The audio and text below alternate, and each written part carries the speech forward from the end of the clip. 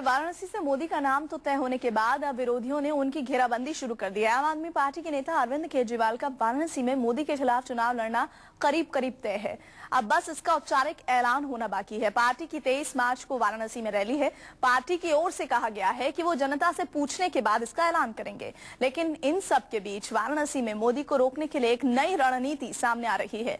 सूत्रों के मुताबिक मोदी को रोकने के लिए केजरीवाल को सबका यानी समाजवादी पार्टी, बहुजन समाज पार्टी और कांग्रेस का साथ मिल सकता है। तो केजरीवाल का लड़ना लगभग तय माना जा रहा है। उम्मीदवार बदलेगी एसपी, केजरीवाल का सपोर्ट मिलेगा।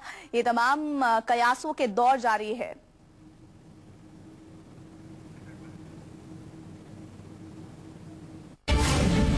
क्या मोदी को हराने के लिए केजरीवाल को मिलेगा सबका साथ? क्या वाराणसी में मोदी को हराने के लिए एकजुट होंगे विरोधी? क्या पूरा नहीं होगा मोदी का बनारसी बाबू बनने का सपना? बीजेपी के पीएम पद के उम्मीदवार नरेंद्र मोदी को बनारसी बाबू बनने से रोकने के लिए उनके विरोधी एकजुट होते दिख रहे हैं। बीजेपी ने जिस दिन से वाराणसी से मोदी का टिकट पक्का किया है, विरोधी उसी दिन से उन्हें हराने की रणनीति बनाने में जुटा है। सियासी गलियारों में चर्चा तेज है कि मोदी को रोकने के लिए केजरीवाल को सबका साथ मिल सकता है। सबका यानी समाजवादी पार्टी, बहुजन समाज पार्टी और कांग्रेस अरविंद केजरीवाल को वाराणसी में सपोर्ट कर सकती है। इस रणनीति को लेकर संकेत भी सामने आने लगे हैं। यूपी में कांग्रेस के सीनियर नेता अनिल शास्त्री ने तो ट्वीट कर एसपी बीएसपी के पाले में गेंद डाल दी है। उन्होंने ट्वीट में लिखा है कि अगर एसपी बीएसपी मोदी को हराने के लिए गंभीर हैं, तो उन्हें कांग्रेस के साथ साझा उम्मीदवार उतारना चाहिए।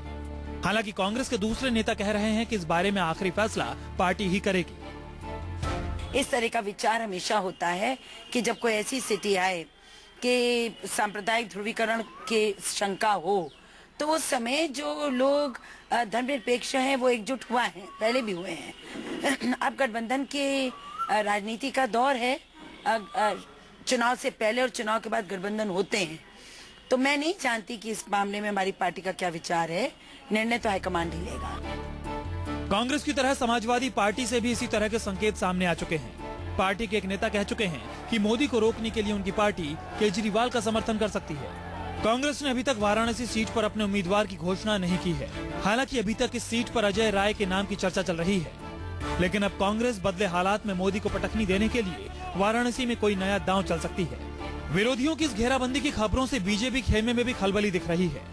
सूत्रों की माने तो बीजेपी अपने पीएम पद के उम्मीदवार मोदी को सेफ रखने के लिए वाराणसी के अलावा गुजरात से भी चुनाव लड़ा सकती है। माना जा रहा है कि मोदी को अहमदाबाद ईस्ट सीट से भी उतारा जा सकता है।